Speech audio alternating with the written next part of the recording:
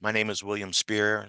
Sophie Werner is here as well. We're just going to give it one more second just so we can let everybody come in. I can tell you up front, it's going to be a brisk hour.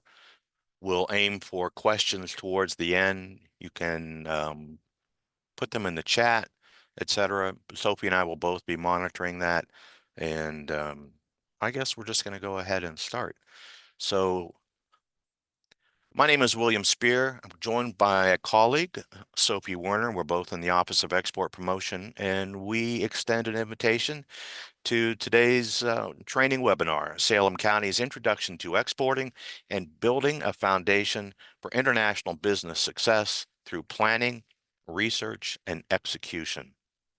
Again, we want to welcome everybody from Salem County and the partners who have helped us with that.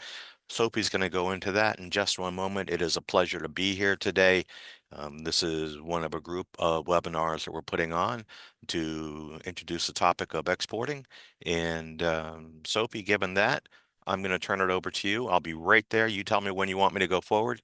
And so, folks, thanks again. And allow me to introduce Sophie Werner. Good morning, everyone, and welcome again to Salem County Introduction to Exporting with the New Jersey Business Action Center. We'd like to first thank our valuable local partners, specifically the Salem County Chamber of Commerce and Jennifer Jones, Executive Director and COO of the Salem County Chamber. So I see Jennifer on the call. Thank you so much for your partnership. And we'd also like to thank the Chamber of Commerce of Southern New Jersey for its partnership on making this webinar series a success. We are going to kick things off with a poll to see who's in the room and to get some quick information from companies that are on live today. This is also being recorded, but the questions pretty straightforward. First question is which of the following best describes your business? So let us know your industry. Second question, have you ever exported? That could even be passively or incidentally. And then 3, are you actively marketing your company to international buyers? So are you looking, are you actively seeking export sales? So it looks like we've got some responses coming in. Wonderful. Transportation, warehousing, real estate.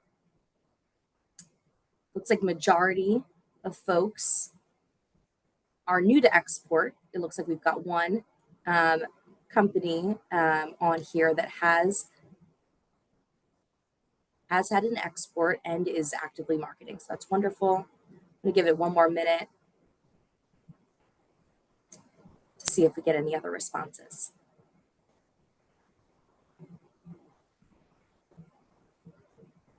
And feel free to put in the chat. I know the general business industry is listed here, but if you want to be a little bit more specific, I know some folks marked other. So if your business is other, or if you want to tell us a little bit more about your specific product or service, railroading. Okay, wonderful. Thank you, Ryan. So feel free to use the chat throughout, and I'm going to pass it back to Bill, to William Spear, to move us forward and give us some information about the Business Action Center. Thank you. Sophie, thank you so much. And I'm going to go forward one slide as well. The Business Action Center is the larger unit of which the Office of Export Promotion is contained. Organizationally, within the state government, we are part of the Lieutenant Governor's Department of State. And within the Business Action Center, we're led by Executive Director Melanie Willoughby. And the Business Action Center has, excuse me, it has one very simple but sometimes nuanced objective, and that is to put itself into the midst and be a resource for businesses of all sizes, of all industries throughout the entire state. But not only just to be there, but to deliver exceptional and extraordinary customer service. And customer service may be, who in Treasury do I find for a certain document? Who in DEP do I need to talk with? But it is customer service, which is defined by the individual circumstances of the companies of all sizes, all industries. And a big point here, because I happen to see one of the respondents being transportation and warehousing, to service companies as well. It is sometimes conversation just seems to focus only on those individuals who are making things, like the pen I've got, taking my notes. But that's not the case, and certainly not the case for New Jersey. The state of New Jersey, excuse me, the state of New Jersey's GDP is approximately, excuse me again, excuse me, thank you. The state of New Jersey's GDP is approximately 75% services. So that's three out of every $4 being generated by service companies. And so those services are important to the state's economy, but also they are an exportable product. So I don't want to lose track of that. And then following up on what our mission is to be there, the great joy of the state of New Jersey is that um, anywhere you wish to drive for a mile, you will find an extraordinary range of different types of businesses, different types of owners, different types of goals and objectives, et cetera. And this vibrancy is really what characterizes the state's economy. And our goal is to be as vibrant and to be as dynamic as the state's economy. And so I will say this up front, challenge me, challenge the Office of Export Promotion, and let us see how we can be that dynamic for the businesses of which we're talking with today. On to the next slide. Right in that middle there is the back.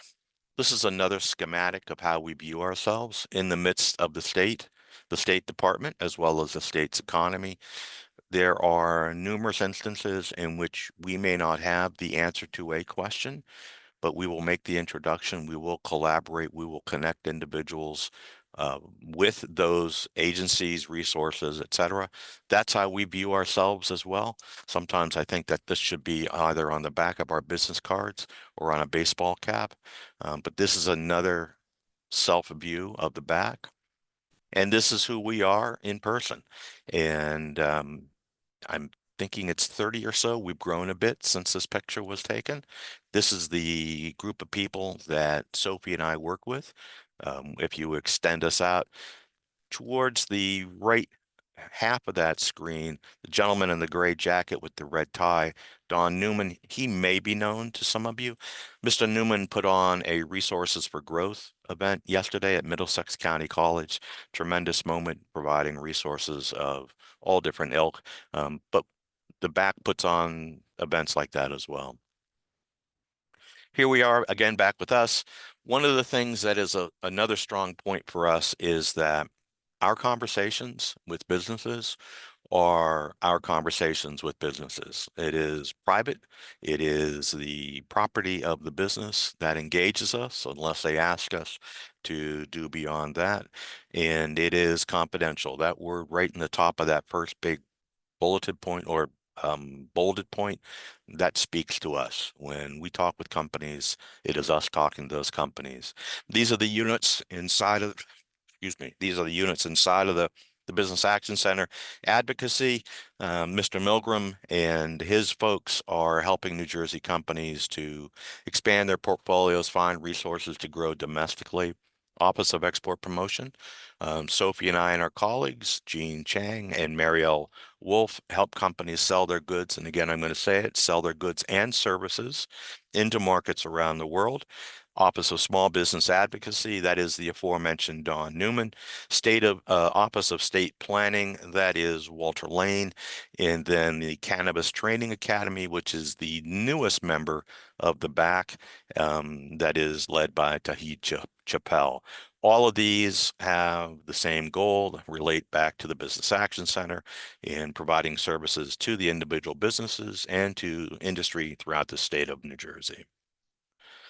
And again, kind of riffing and going forward, another way to look at us is that the back provides solutions. Connecting with us is pretty straightforward. If you forget everything I say, if you forget everything Sophie says, remember that telephone number, 1-800 Jersey 7.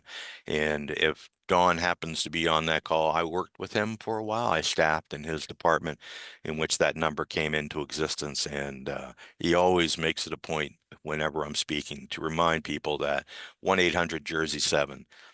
Forget everything else. 1-800 Jersey 7 is a way to get in touch with us. There are individuals, in fact, if I could take my camera, lift it up about 10 feet and go back in that direction, there's 4 folks over there right now on the phone. So they are ready for those calls. The Office of Export Promotion, we're going to go forward on into here. Um, this is the easy slide. Export assistance, export advocacy, foreign trade zone grantee. That last one, the FTZ, that's a really very, very technical and hyper-focused, tends to be the domain of larger companies who are temporarily bringing goods into the country, providing some kind of a manufacturing or value add and then shipping back out. That is part of the Office of Export Promotion. We do manage that. The bigger parts, though, are that first one, export assistance, advising and assisting companies to get their goods and services into um, countries around the world.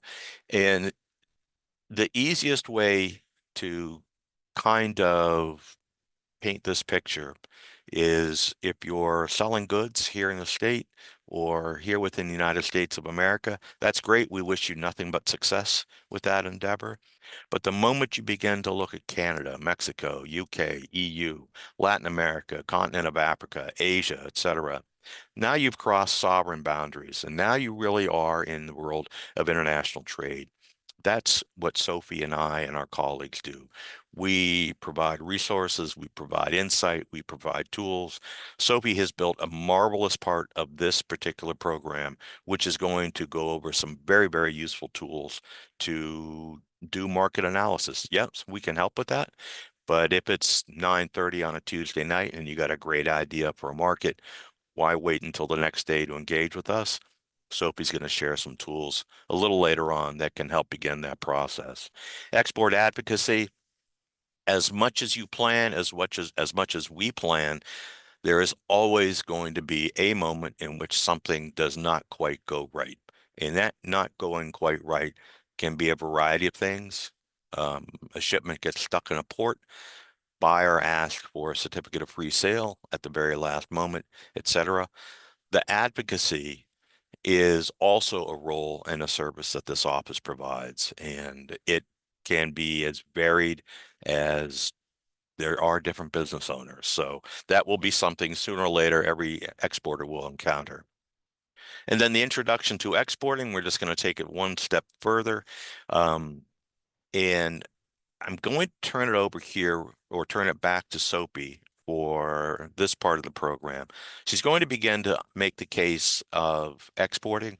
And this is where in the last, I don't know, Soapy, it's been about 12 or 18 months now, where we have gone from talking about exporting to rationalizing and making it not just something to add on.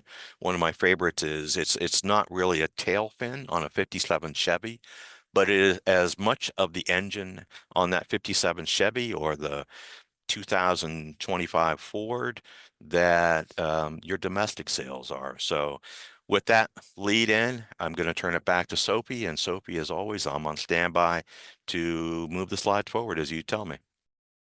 Thank you so much, Bill. So in case you didn't have a reason to be here, we're going to give you a couple of reasons why exporting is a good business strategy. Number one, of course, you're going to be able to increase your sales by tapping into additional markets. Not only are 96% of consumers outside of the United States, but 2/3 of the buying power is outside of the US. So if you are not tapping in to that buying power, to that consumer base, you're missing out on additional sales. Exporting can also be a way to smooth your business cycles during those domestic lulls and to offset any dependence you have on specific markets here. Um, you can also increase the valuation of the business, whether or not you're looking to sell. And then all of the production, sales, and admin systems that you have invested in, you can use them to to their full capacity. So these are really some, basic, um, you know, economic reasons to look into exporting, but also in terms of competitiveness that isn't as quantifiable, looking into international markets, competing with the companies that might be coming here to compete with you domestically. It's going to give you that cutting edge insight and ability to pivot your business. And there's a lot of intangibles in terms of information and just business sense that comes with expanding your business. Next slide, please. Today's agenda, we are going to go through the export readiness self-assessment. Then we will go to the importance of management commitment to exporting. Everything goes from the top down. Then we'll look at trade barriers and trade opportunities. Then we'll jump into the export plan development. We'll look at a outline for export planning, and we'll go through some export market research tools that are available that are all free that you can access, like Bill said, at any time. And then we'll jump into a food marketing case study. For the purposes of this presentation, Bill and I have started a fictitious business entity, a Salem Soy Products Company. So we'll be jumping through the process of this company has a value add agricultural product that they're looking to export and how they could find specific markets of potential export. And then we'll wrap things up with questions and answers. And as Bill mentioned, feel free to add any questions to the chat, and we will be monitoring the chat throughout today's presentation. Next slide, please. Next slide. Thank you. So we are first going to look at this self-assessment to really gauge where folks are. So these questions are things to consider as a new to export company. I did see on the poll that one company has exported in the past. I don't know if that was a accidental export or if it was something that was part of a strategy. But regardless, in general, today's presentation is relevant to both new to export companies and market expansion companies. So market expansion companies would be a company that's already exporting to at least one international market. But one of the most important things to think about before you begin to expand your business internationally is making sure that you have a strong domestic foundation. It is not advisable as a completely new business to look into expanding in terms of finding international buyers if you haven't created a strong domestic base. So looking at your production capacity, making sure that you have all of the different, your team lined up and that you have the ability to finance the operation and service your clients domestically. Number two, looking at management commitment. We are going to address that in detail on the coming slides. And then the sufficient production capacity. So that goes directly with number one. Are you ready for the additional sales, the additional orders that are going to come from these international inquiries that will turn into sales? So thinking about what kind of financing you'll need, you want to look into that before you need it. So are you able to, radically increase your production capacity or service provision? So do you have enough sales staff? Do you have enough folks on your team in order to service these additional customers? Next slide, please. Next, related to also the financial side, but looking at the after sale and also the importance of cultivating those customers and making sure they become repeat customers. So not just getting the initial sale, but do you have the team to support the ongoing customer service and deal with anything from logistics of returns to making sure that the customers are able to contact you in a reasonable time. We always give the example of when a buyer calls on Thanksgiving Day. For the rest of the world, that is just another Thursday. So making sure that you have somebody or a system in place to answer those inquiries for those clients, and making sure that you have the same level of customer support that you would have for your domestic side of the business. For intellectual property protection, U.S. intellectual property protection does not afford any protection abroad. So looking at the potential protections you'll need to get, the lifespan is going to be different. There's going to be a fee for each IP right that you apply for. There's no blanket brand protection. This is going to be specific based on the country that you're looking to protect your patent, trademark, or any other mark in that country.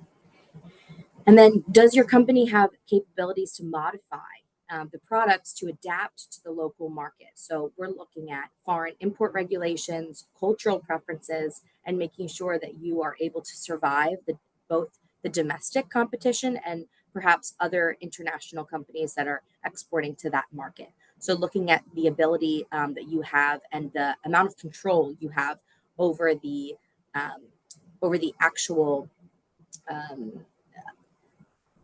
like if you're able to make those changes, or if you're working with a co-manufacturer, what is your how flexible are you to start perhaps even a new product line that is used for a specific market. Next slide, please.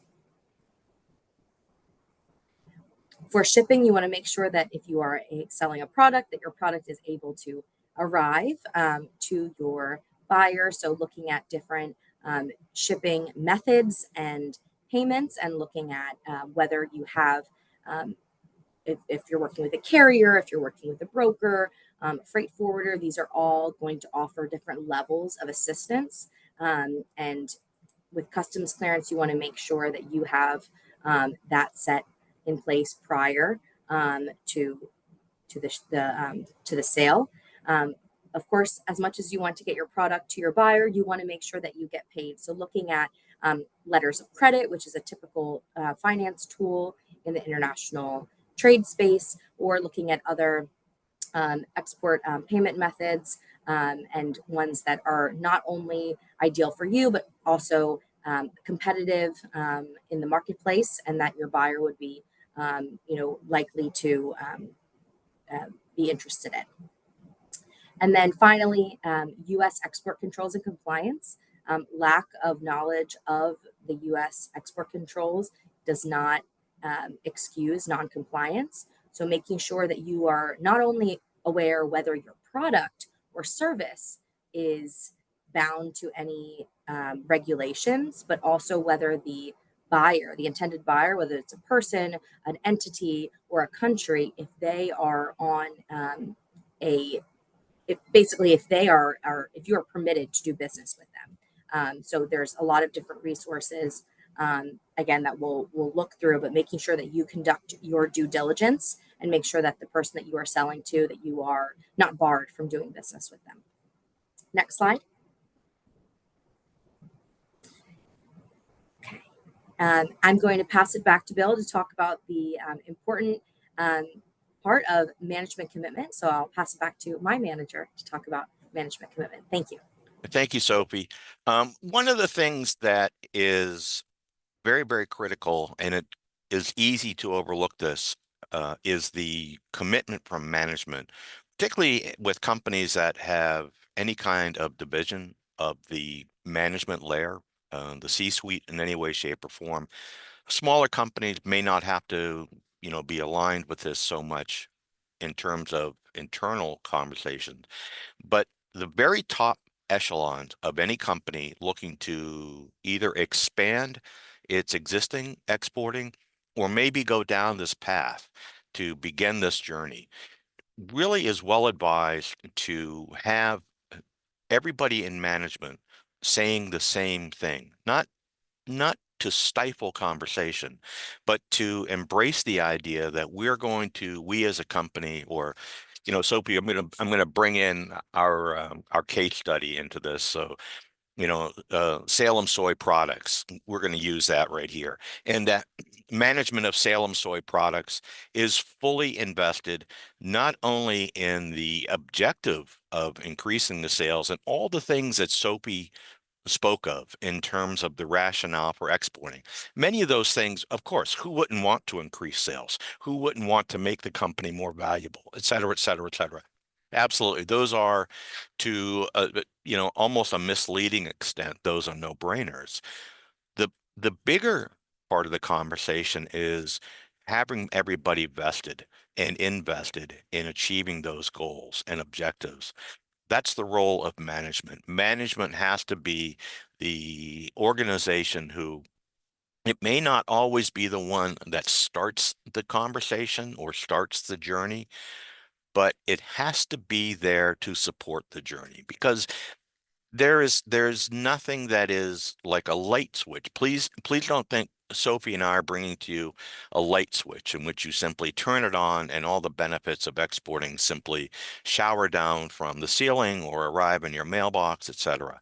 It is no different than any other revenue stream that the company is going to pursue. And so management really is well advised to sit down, take a look at this, understand what Sophie and I are presenting today, and come to the conclusion, if in fact that's correct for that company, that yes, we understand what Sophie and William are talking about today. We understand what it means to put in place these processes here at Salem Soy or whatever your company is, and that we are going to support every single individual who is part of that process. And Sophie's already given you a couple of examples. In our favorite, my favorite is, Thanksgiving's a big deal for my family. And if I was running a company that had some export outstanding and I had a customer who happened to call just as the Salem soy products were hitting the Thanksgiving table of the Spear family, who's going to take that call? Has management already put in place the mechanism to retrieve that call, to accept that call? Maybe if it is of significant nature, to step away from whatever the festivities are. And it need not be Thanksgiving. It could be 1 in the morning, East Coast time, which is maybe, 10:30 in the customer's time. But that management is really going to infuse the entire company. There is no part of the company that is not going to, should not be prepared and supported by management to create the increased sales, to create and support the customers that are buying from the company, to create and support and help provide solutions to what each customer is encountering. So that management support throughout the entire organization is really, really critical. And it will be, yes, as Sophie's words here, a core sales strategy. But again, going back to what Sophie said a moment ago, the first sale is usually pretty easy because I've got, I said when we started, Don Newman had put on an event the other day, and we hand out these squeeze toys. And so if I had 100 of these and I wanted to sell them somewhere, I could sell them very easily. Take it for a loss, etc. The challenge is the repeat sales. That's where your management support is going to come into play. And it has to come really not just from management writ large, but also from the very leadership part of that team. Everybody, your finance people, your marketing people, everybody needs to know what Salem Soy Products is trying to do to get into a market or two markets or expand in an existing market. And then that third bullet point, our key partners and advisors, can't overstate the importance of this, particularly on the finance and the legal sides of all of this.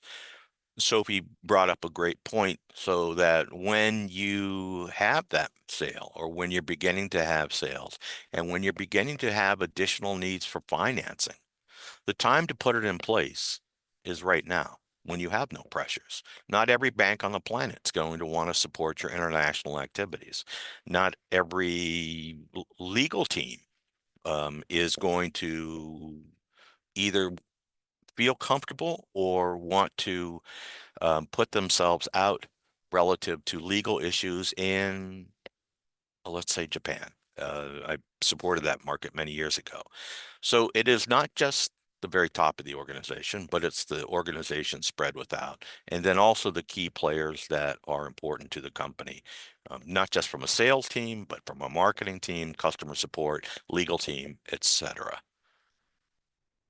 And then going forward on to trade barriers and trade opportunities, we're going to go back and forth a bit on this one, I think, Sophie, if I remember how we prepped for this.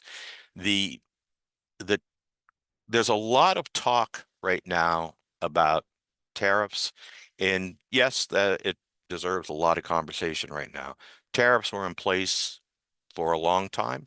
They've been used by every country on the planet to, at some point in the country's development, to highlight and provide additional resources for agencies. The trade barriers, like a tariff in particular, and Sophie, I'm going to get out of your way in a moment here, but a tariff with strong encouragement not just to think that tariffs are the only trade barriers on the planet. Yep, it's every 37 seconds on the news. You're going to read about it, you're going to hear about it. But uh, tariffs are a part, they're not the only part, though, of what causes friction in selling goods and services from the state of New Jersey to any other market on the planet.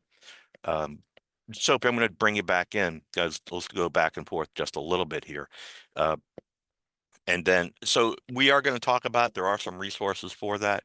And then also on the trade opportunities, on the flip side of the tariffs, are those agreements that strive to lessen that friction. That friction, yes, of course, is tariffs, but it can also be things such as regulatory affairs. There are many markets on the planet in which an FDA approval here in the United States of America can go a long way to provide access to a market for regulatory purposes elsewhere. I know it's going to go one more forward here. Again, non-tariff trade barriers, burdensome customs procedures for every kind of oh, pointing at the positives of international trade. There's always going to be some kind of a clunky process elsewhere. The licensing requirements, et cetera. And these are, again, this is not what's in the papers right now, what's in the news. These are not tariffs per se, but they are barriers. They're non-tariff barriers. And Sophie also talked about protection of intellectual property. There are as many different rules for that as there are countries and markets on the planet. Some of the most common ones are that the the last, I want to make sure I properly phrase this, but there are countries which the last company to enter with a certain product is really given the first priority. That's the most recent one, and that will be the one that tends to get protection. There was an instance several years ago, a New Jersey company was selling into an Asian market, had been doing it successfully 20 years, and an upstart started selling that same product with the same type of characteristics and labeling. But because in this particular market, there was no grandfathering, no recognition of what the company had done for 20 years, its patent protection fell flat. So, as again, I want to point out what Sophie said about intellectual property. This is going to be really key for areas such as pharmaceuticals, um, technology, anything that's got a you know that kind of a patentable or something that is a not trade secret. I'd like to take it a little bit higher than that, but something that has got something that is not easily replicated. On the tariff barriers, Sophie's put several of those things in place there. Yeah, it's just going to one more screen forward. And then on the trade opportunities, it's easy to read that. Everybody's going to get the slide afterwards. There are many agreements in place. The U.S. Trade Representative is a great store for that. Sophie, I think we're going to talk about that later. And then we'll just go one slide forward. And then with all of that, I do want to bring Sophie back in to talk about putting in place an export plan. So Sophie, back over to you. Thank you, Bill. And just to continue what Bill was discussing with the trade barriers and opportunities, you want to overlay those that analysis into your export plan. So looking at your SWOT analysis, these are opportunities and threats. So opportunities, the different trade opportunities that are going to help facilitate trade, as Bill was saying. There are different mechanisms such as free trade agreements. We're going to talk about the USMCA in a little bit because we are going to look at specifically the market of Mexico, but also the various tariff and non-tariff trade barriers, and to be aware of those, not just on not just today or any point in time, but having that as a piece of your export plan that you're constantly looking at to make sure that you're aware of the various barriers that exist, and not just the ones that are headline news. So looking at the export planning process, you might be familiar with this listing on this slide. It might look pretty similar to your business plan that you created. So not a lot that might come out of this slide that seems to be specific to your international market. But when you peel back the layers a little bit, your product or service, like we mentioned, you're going to have to adapt. Whether it's the ingredients or the materials or labeling or product testing, and to the specific requirements of that market for promotion. Icons, colors, etc., have different meaning and different cultures. The experience, looking at perhaps any experience that your team has, not just in perhaps foreign language, but selling into any markets or doing business in specific markets. Your personnel, again, who is going to be able to, make those customer service, pick up those calls. We talked about management issues, but then pricing considerations, looking at the additional costs and the additional different pricing considerations for the market. So looking at the landed costs or the total costs after all, whether it's the import, the tariff, the shipping, logistics, etc., making sure that you have all of that baked into your cost of goods sold so that you are still selling a profitable product that is going to increase your bottom line, not take it away. And then production capacity we spoke about before. But something that I didn't get to mention that I think is a great tool is there's various financial solutions for U.S. exporters. So for production capacity specifically, let's say you are Bill mentioned pens, so I'm gonna go back to that example. So let's say you are a manufacturer and you are producing pens and you are radically increasing your volume, and you need to purchase more equipment.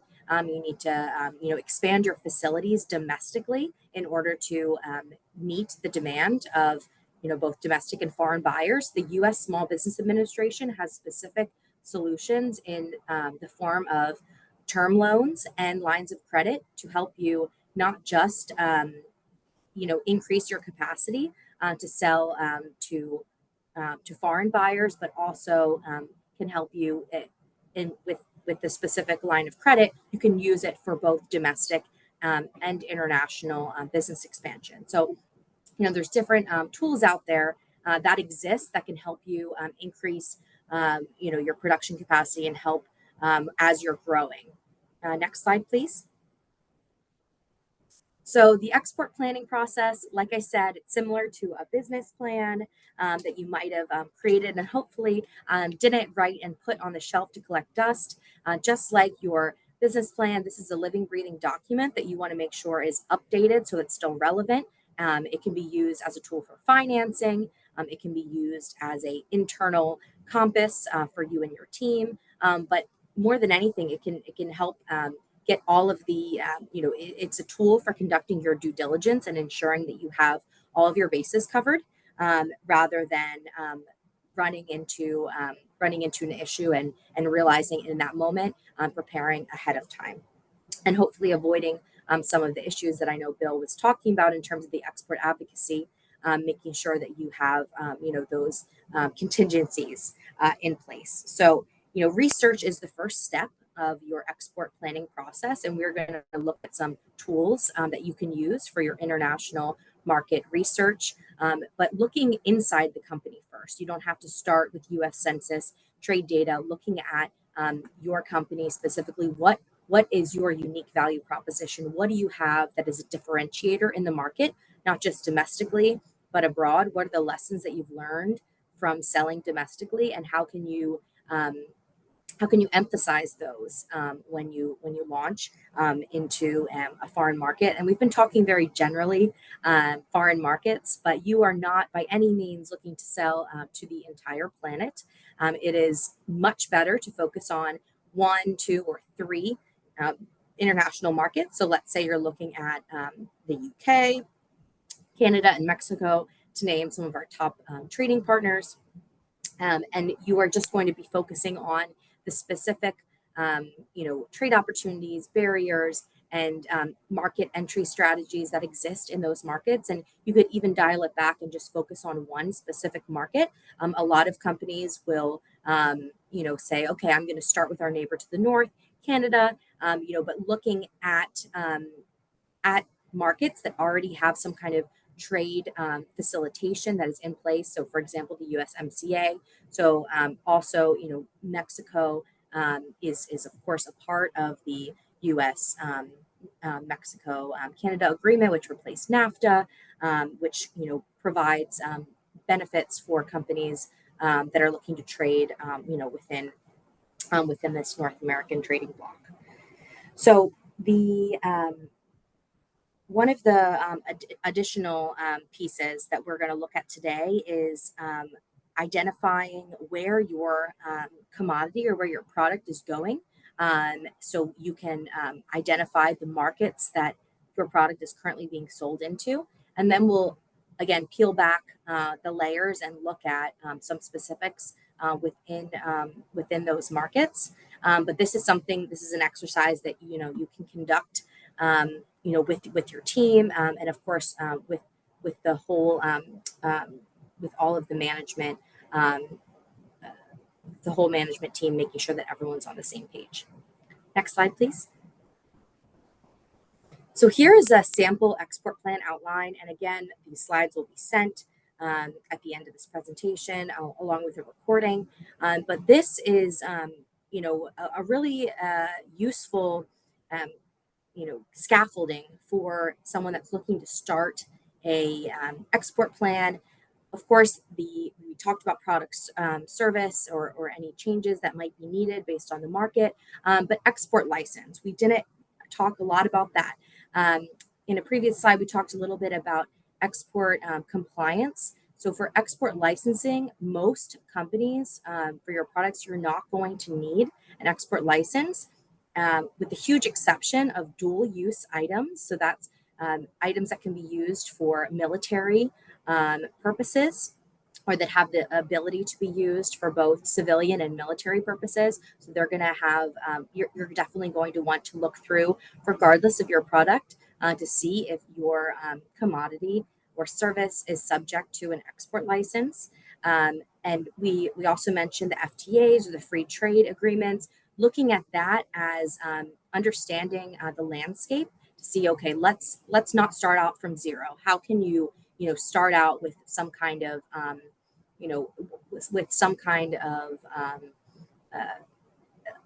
this trade agreement quite literally exists to help U.S. companies start off on a better footing with selling to these other countries. So taking advantage of that, and making sure to factor that in when you're making that list of your top companies. For your marketing component, making sure your distribution methods make sense for the market. So are you going to be working with a sales agent? Are you going to be working with a distributor? Is it an exclusive distributor? How are you going to structure that? We talked about the pricing with consideration of duties, taxes, freight cost, logistics. That would be your landed cost. So your total cost after all of these additional pieces are factored in, and making sure that you still have that healthy product, and your COGS, your cost of goods sold is still where it needs to be. And then action steps for your target markets, looking at specific quarterly goals, and giving yourself some timelines so that you can really measure the effectiveness of your strategy. Next slide, please.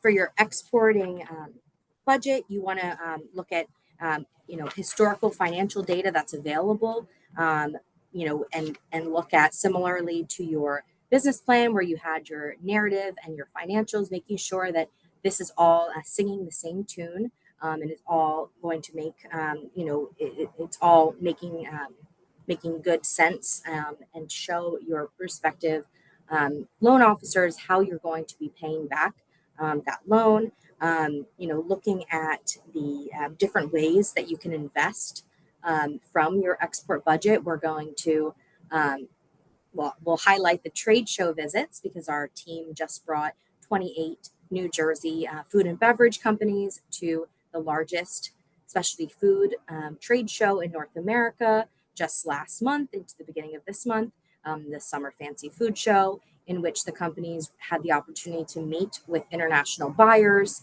in one-on-one buyers meetings. So that was an example of something that companies can invest in and that's domestic. Of course, companies can invest in attending a trade show in a foreign market of interest, but there are also ample opportunities for new exporters to meet with foreign buyers, brokers, distributors here on U.S. soil. And then implementation schedule. You cannot track what you do not, or you cannot, you can't succeed if you're not tracking your progress.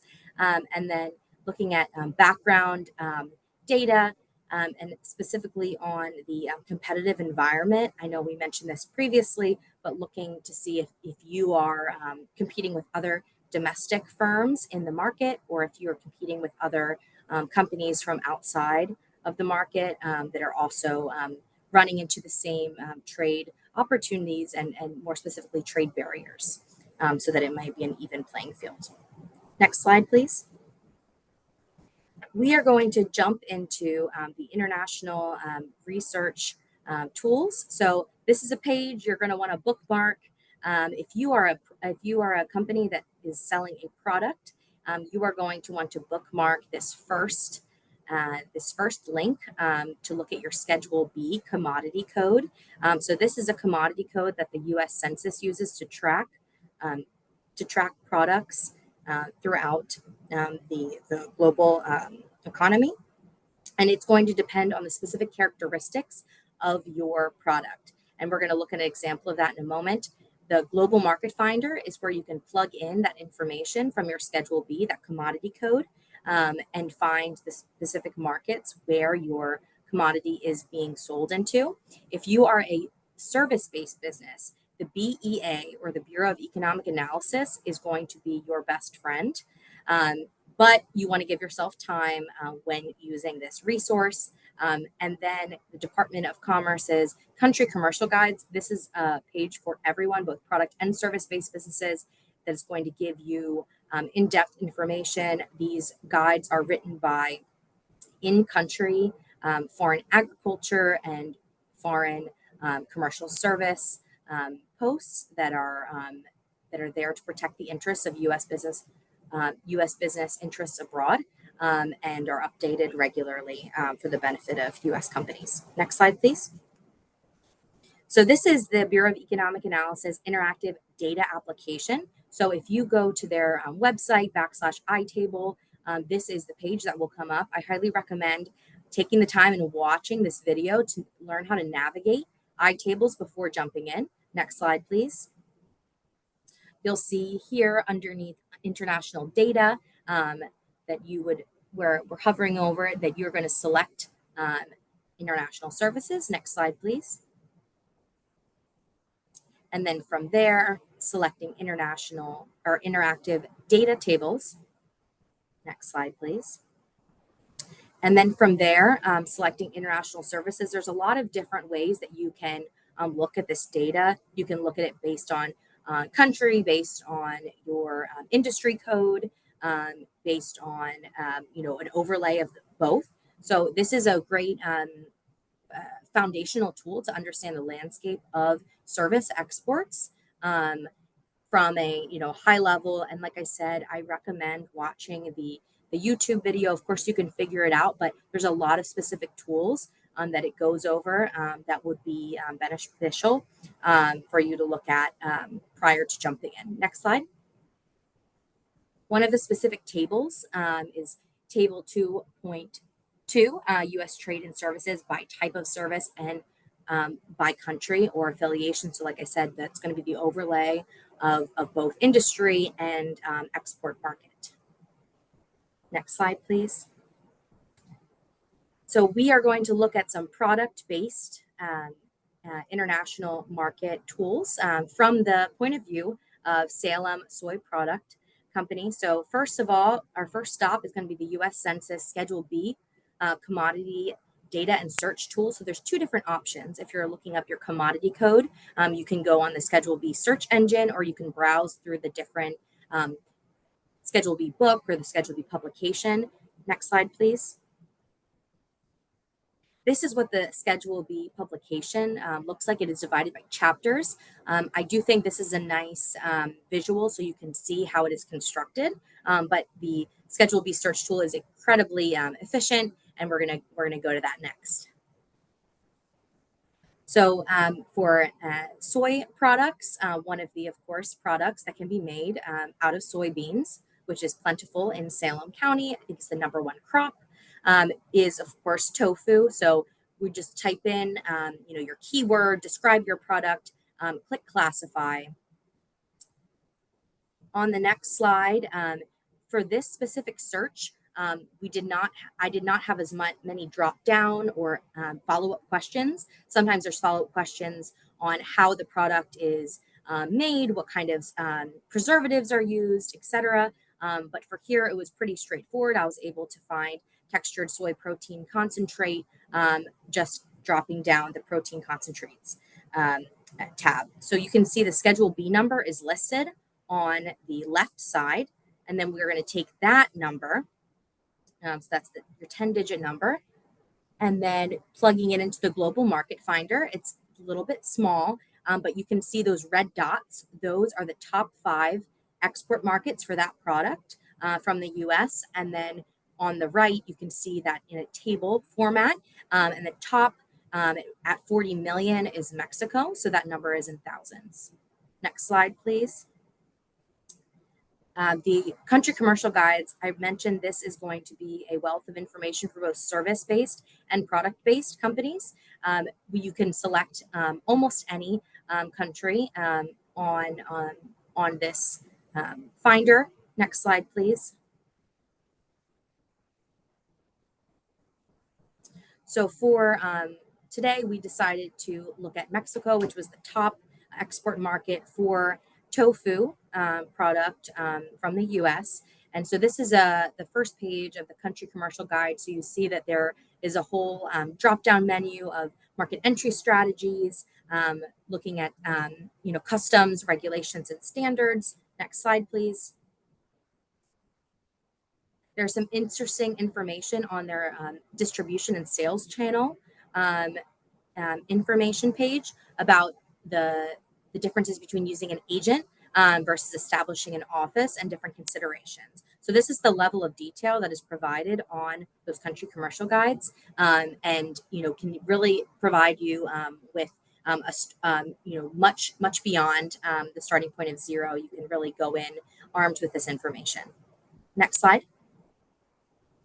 So we are getting close to the end of the hour, but as promised, we do have time for some questions. We would like to take this opportunity to again thank our partners, the Salem County Chamber of Commerce and the Chamber of Commerce of Southern New Jersey, for partnering with us on making this webinar possible. And I'm going to bring Bill back in for any questions from the audience. Thank you. And Sophie, I want to jump in, and I want to point out one thing that we do not say often enough in our office.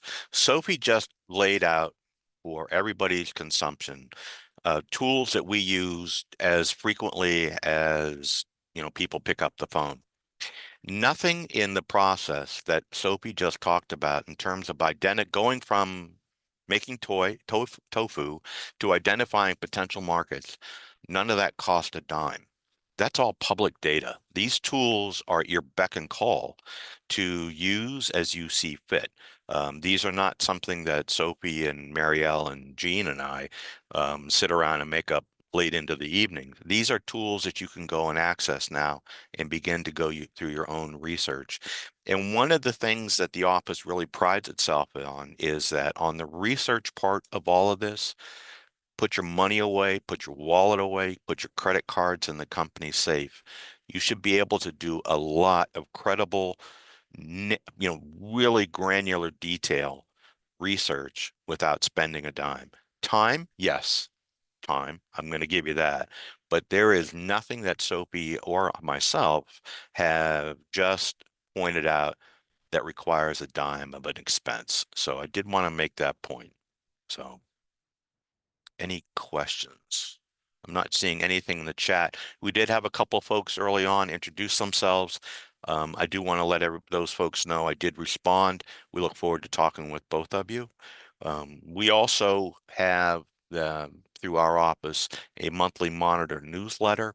And if folks would like to sign up with that, we're working on our next month's right now. I'm sure that what we've just done here with Salem County is going to be at least referenced. So that's a way to get updates on other informations as well. And again, I'm not seeing any questions in the chat.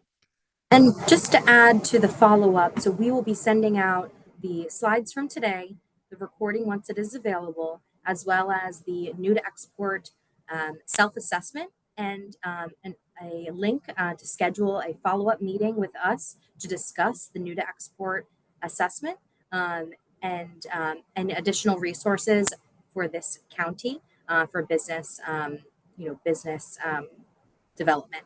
So these are all resources that we will be following up with you, but we are at your service. Like Bill said, these are tools that we use every day, and we are here to help support Salem County companies, not just identify markets of export interest, but also get deeper into the process and look at methods and tactics for entering that market. Well, Sophie, still no further questions in the chat. Right now we're caught up. I've got no additional items to add on my side. You want to close us out and thank everybody for coming today? Absolutely. Thank you so much to our local partners. Again, the Salem County Chamber of Commerce and the Chamber of Commerce of Southern New Jersey for partnering with us to make today's webinar, Salem County Introduction to Exporting with the NJBAC, a success. And with that, we are going to end today's webinar, and thank you so much for joining us. Take care, folks.